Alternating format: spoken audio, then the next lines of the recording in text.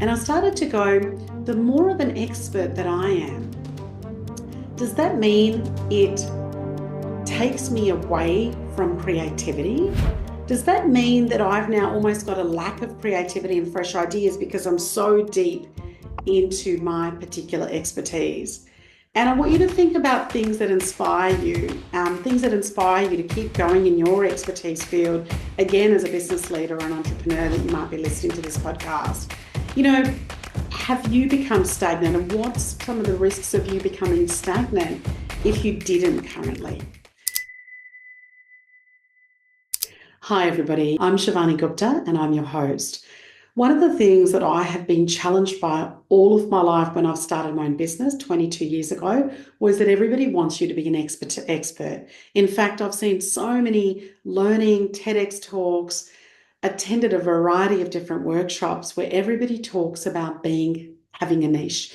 And the clearer you're about your niche, they always say that the money's in the niche, the expertise is in the niche, you'll get known for your niche. And so I come across so many people that spent, hundreds of thousands of dollars trying to find that particular niche.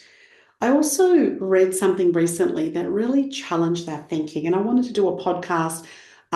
This particular episode was to really dedicate it to, I guess, looking at the pros and cons of being an expert. And so, and how to actually find a little bit more of the key thing.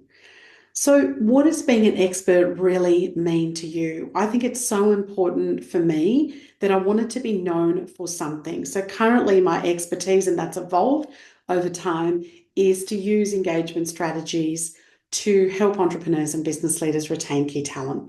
The key parts are using engagement strategies, and the answer that you want is to be able to retain key talent, right? That's the idea. You use that to get that. Or you're an expert at, in sales that help people achieve that particular result. And so, again, that's been an evolving journey in terms of where I was 20 plus years ago when I started that. And it's important to look at both sides of that. So let's look at some of the perks, some of the pros of being an expert. So firstly, for example, it helps you build credibility when you're an expert. And so expertise, when you have that expertise and you're doing posts on that particular topic, you're speaking about that, you become an authority in that, we then start to trust people. The fact that when they keep, continuing to publish and create content in that particular part. And one of the things that we're doing is looking at, why do we trust people? So I want you to think about that, as a business leader or an entrepreneur listening to this particular podcast, well, think about your own experiences and which expertise have you made the most difference. And again, that might be super clear to you. You also want to make sure that what do people trust you for? So if you went and interviewed 100 people, what would they say they trust you for? What are you very well known for? That's often one of the pros of actually building that credibility. The other part is that the other benefit of that is that it actually gives you new opportunities. When you talk as an expertise, then people know what you stand for, and that opens doors around networking. If you're in a role, in terms of your career, your business advancements and what you can do. And so, for example, I know by saying that I was an expert in, using engagement strategies, I've just recently published a book called Getting Your People to Step Up, 7 Simple Strategies to get and retain your key talent, same sort of thing. So when I'm actually offering that, I was able to get a lot of media opportunities to be able to speak on TV, to be able to speak on radio and other people's podcasts about that particular book by carving that. So opportunities and doors opened up as a result of that.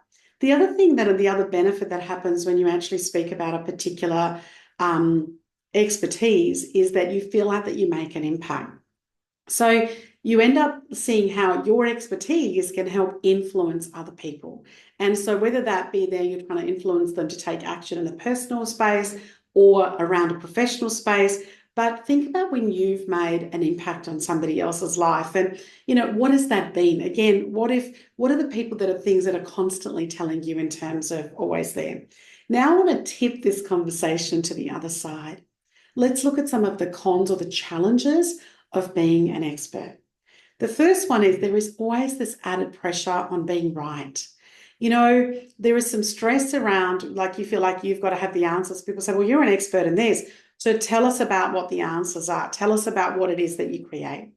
I remember when one of the areas that I was known for the expert, and I was giving a business presentation around the word passion and how to invoke passion into your people and your employees.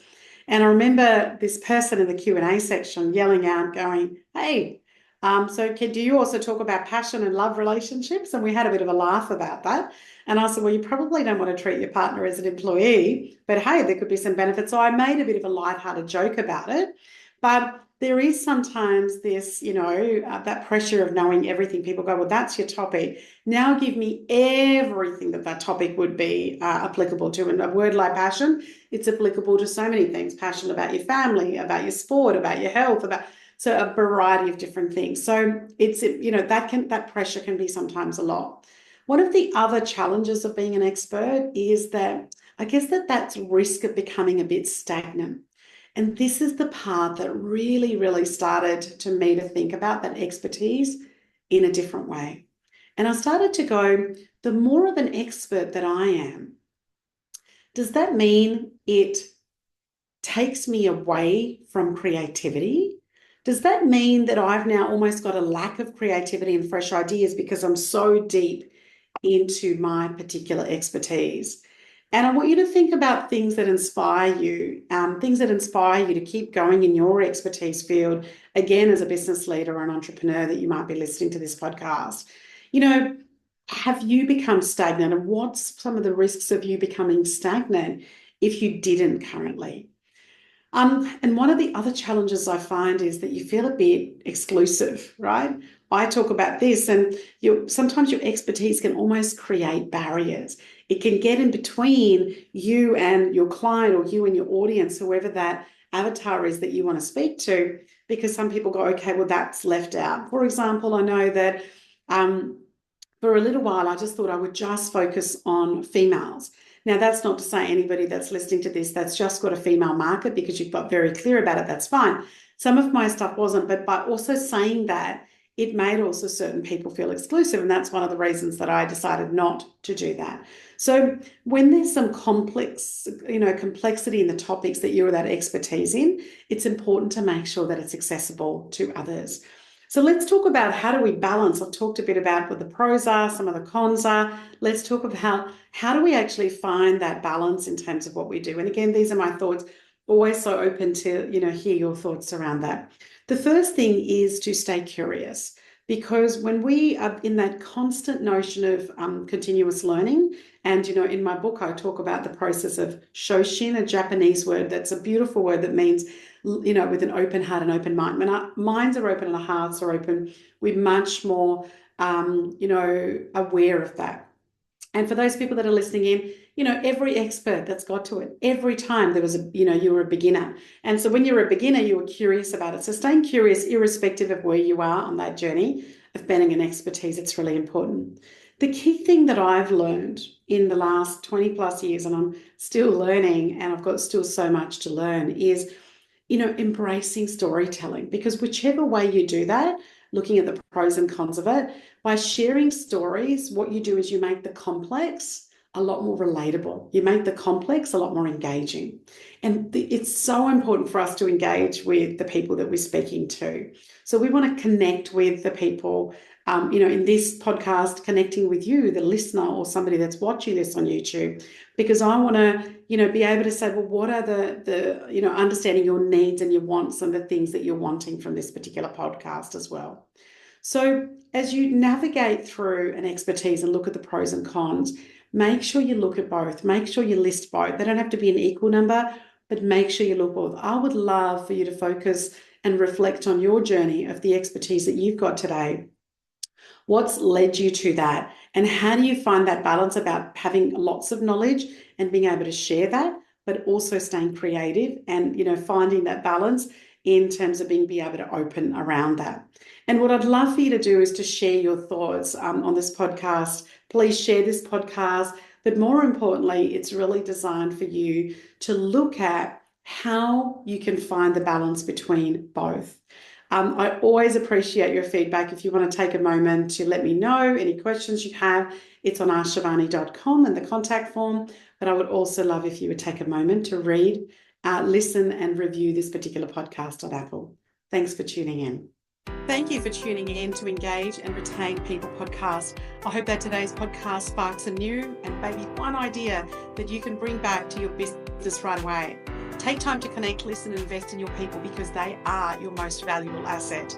If you found value in today's conversation, please subscribe and share this episode with other fellow entrepreneurs and business leaders. And don't forget to leave a review. It helps us manage and reach more people just like you.